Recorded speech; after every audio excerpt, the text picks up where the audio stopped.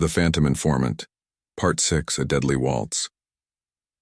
The Viper's chilling laughter still echoed in my ears as Sarah and I hurriedly left the botanical gardens. The weight of the situation pressed heavily on my shoulders. Officer Daniels wasn't just a fellow detective, he was a brother to me, having trained together at the academy. In the safety of our hideout, I paced the floor, agitation evident. She's ahead of us at every turn. The Viper knows what we're going to do before we even think it. Sarah, with that analytical glint in her eyes, replied, "It's all been too convenient. Every lead, every hint. We're being played." The realization hit me like a freight train. The informant. What if they're in league with the Viper, steering us wrong? Together we pored over every communication, every lead, searching for inconsistencies or hidden motives. "We need an ace up our sleeve," Sarah mused. "Something unexpected." A thought struck me. The gala. It's a gathering of the city's most influential. If we reveal the Viper's plans under the glare of the spotlight, there'll be nowhere to hide. With a nod of agreement, Sarah added, "But we can't forget about Daniels." Our plan quickly took shape. Sarah, using her society connections, would expose the operation at the gala. Meanwhile, I would follow the clues from the gardens to find and rescue Daniels. The night of the gala was electric. As the opulent event unfolded, Sarah, looking every bit the high society dame in a sleek black dress, subtly laid the groundwork for the Viper's public unmasking. Simultaneously, I traced a lead to an old, dilapidated warehouse. Inside I found Daniels, but he was heavily guarded. At the gala, as Sarah seized the spotlight, alarms began to blare at the warehouse. Both of us, miles apart, realized we were ensnared in the Viper's traps. The game had taken a dangerous turn. The Phantom Informant. Part 7. Unmasking Shadows.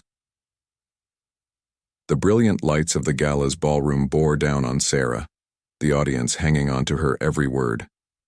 "Ladies and gentlemen," she began, her voice unwavering, "tonight you will witness the unmasking of a snake within our city's garden." Meanwhile, inside the dim warehouse, I sized up the situation. 3 guards stood between Daniels and me. I had to be clever.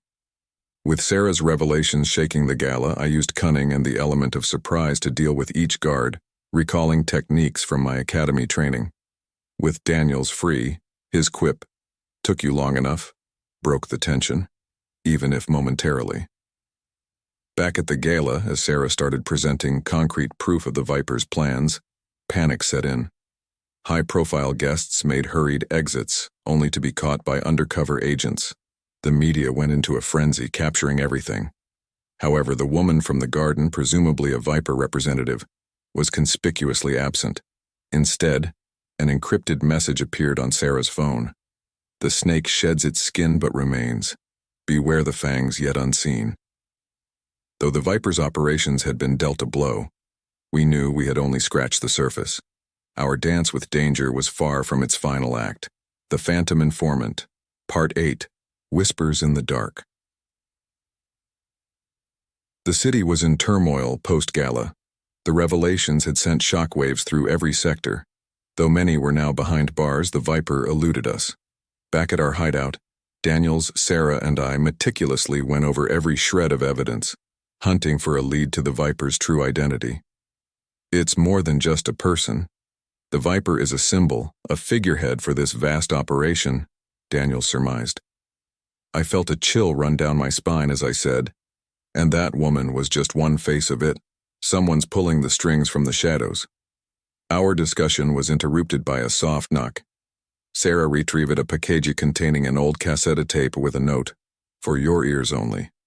As the distorted voice played out from the tape mentioning the forbidden tunnels, Daniels's recognition was instant.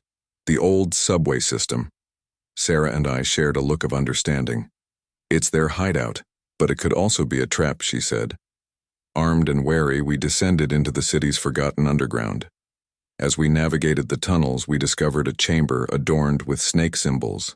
The blueprints we found there detailed a drug more potent than anything we'd encountered. But our discovery was short-lived. Spotlight snapped on, blinding us. Surrounded by guards, a familiar figure stepped forward, revealing a betrayal I'd never imagined. "Chief Thompson?" My voice wavered, disbelief evident. His smirk confirmed our worst fears. "Welcome to the heart of the Viper." The shock was immeasurable. The leader of the institution I had given my life to was the mastermind. But as Sarah, Daniels, and I stood cornered, we knew our fight was far from over.